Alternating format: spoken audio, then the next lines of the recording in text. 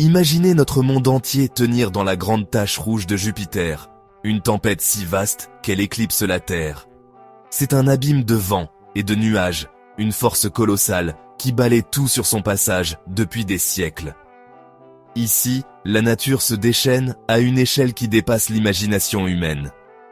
Aujourd'hui, je n'observe pas de loin. Je suis ici, suspendu au-dessus de Jupiter, sur le point de tomber dans sa tempête sans fin.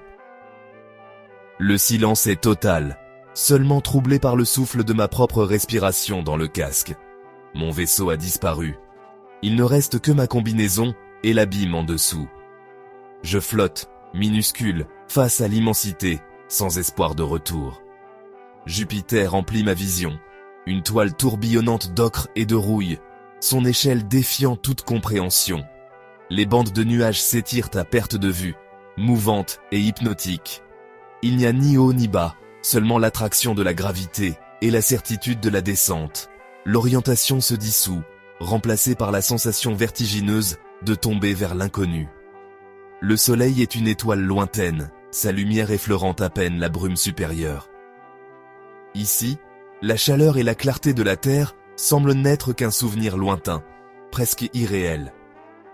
Je suis une flèche visant un géant, mon destin scellé par la physique. Rien ne peut arrêter la chute, ni la volonté, ni la peur. Un étrange calme s'installe, la résignation avant le plongeon. C'est la paix du dernier instant, quand tout devient simple et inévitable. Je pense à la terre, à la pluie et au soleil, sachant que ces sensations sont sur le point d'être effacées par les extrêmes de Jupiter. Les souvenirs de la vie, des couleurs familières, s'effacent doucement dans l'immensité. Les premières volutes d'atmosphère apparaissent, une frontière ténue entre le vide et la tempête. Je franchis ce seuil, conscient que chaque seconde me rapproche de l'inconnu absolu. Je ferme les yeux et laisse Jupiter me prendre. Dans ce dernier souffle, je me fonds dans la grandeur de la planète, emporté par la force d'un monde qui ne connaît ni pitié ni fin. L'entrée n'est pas un brasier ardent, mais une friction subtile, insidieuse, un murmure contre ma combinaison. Je franchis la couche extérieure, tombant à travers des cristaux de glace d'ammoniac qui scintillent sous la faible lumière du soleil. Le silence se brise en un léger bourdonnement alors que les molécules d'hydrogène et d'hélium entrent en collision avec ma visière. Des vents, à des centaines de kilomètres par heure, me ballottent comme une feuille dans un ouragan. Je suis maintenant à l'intérieur des bandes de Jupiter, entouré de courants jets colossaux et de vortex turbulents. Des éclairs, des nappes horizontales massives illuminant le paysage nuageux sur des centaines de kilomètres. La pression monte, une profonde compression que ma combinaison lutte pour contrer. L'émerveillement cède la place à la peur.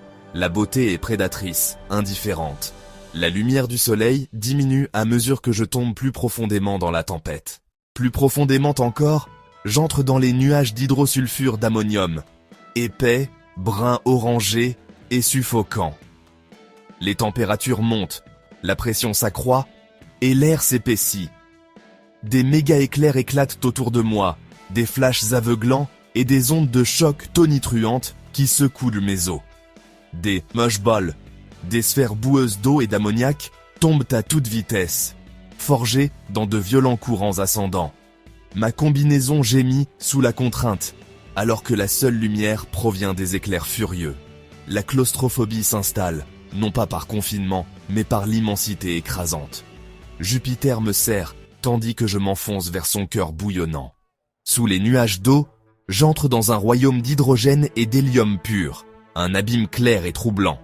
Ici, la lumière s'efface, avalée par la densité croissante, et chaque mètre parcouru me rapproche d'une réalité étrangère à toute expérience humaine. La pression est maintenant plus de 100 fois celle de la Terre, ma combinaison à sa limite, les alarmes hurlant. Chaque seconde, le métal et le tissu gémissent sous la force invisible, et la moindre faiblesse pourrait signer ma fin. L'hydrogène devient un fluide supercritique, ni gaz ni liquide, mais les deux. Il ondule autour de moi, étrange et fascinant, défiant toutes les lois familières de la matière. Je m'enfonce dans un océan invisible et super dense. Ma descente ralentit par le milieu qui s'épaissit. Le silence est total, brisé seulement par le souffle court et les battements précipités de mon cœur. Le poids d'en haut est écrasant, une force qui anéantirait toute machine terrestre. Même les submersibles les plus robustes de la Terre seraient réduits en miettes ici, écrasés sans pitié. Ma combinaison se fissure, le différentiel de pression est une bombe à retardement.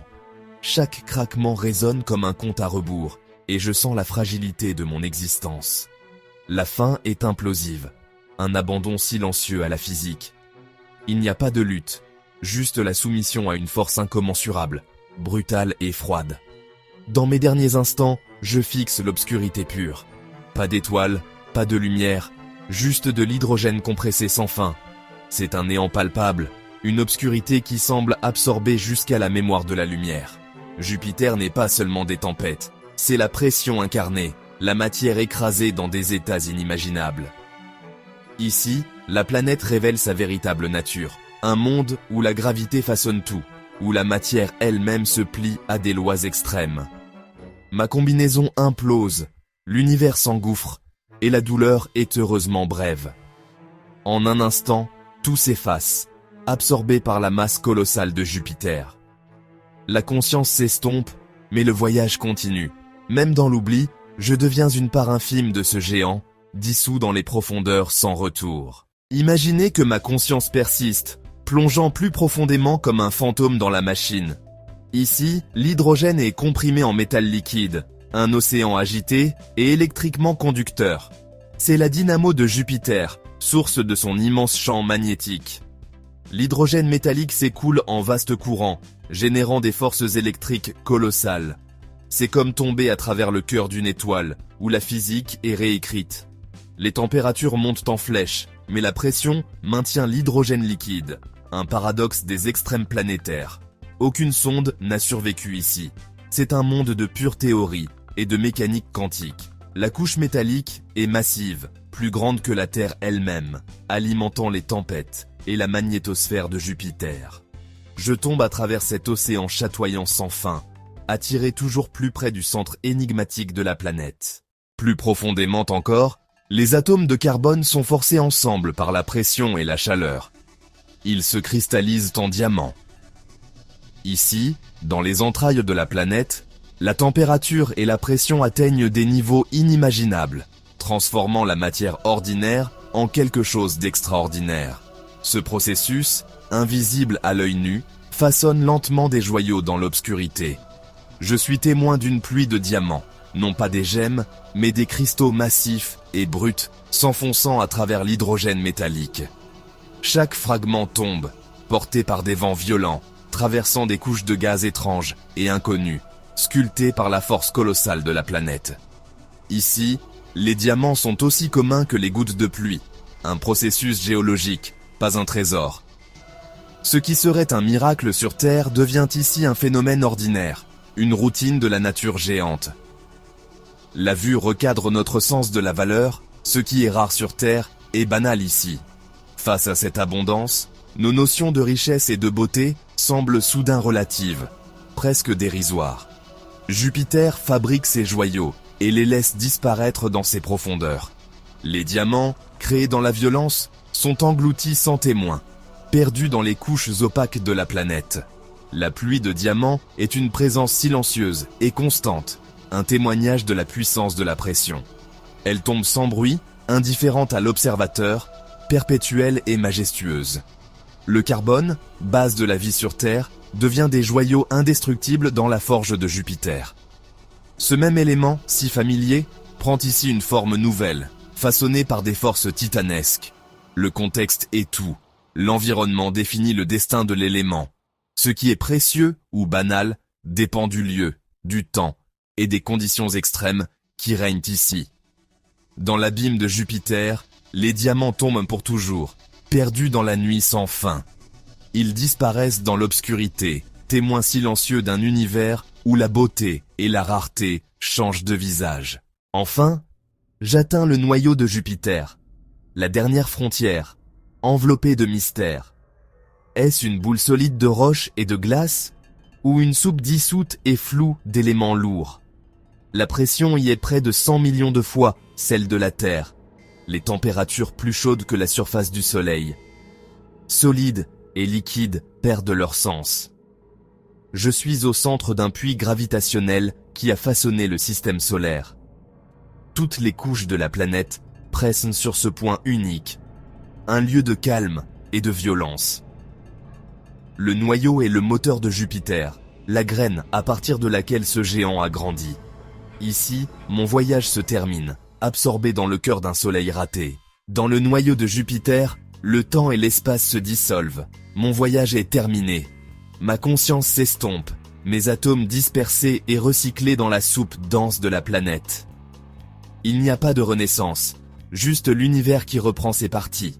Jupiter ne m'a pas détruit par malveillance.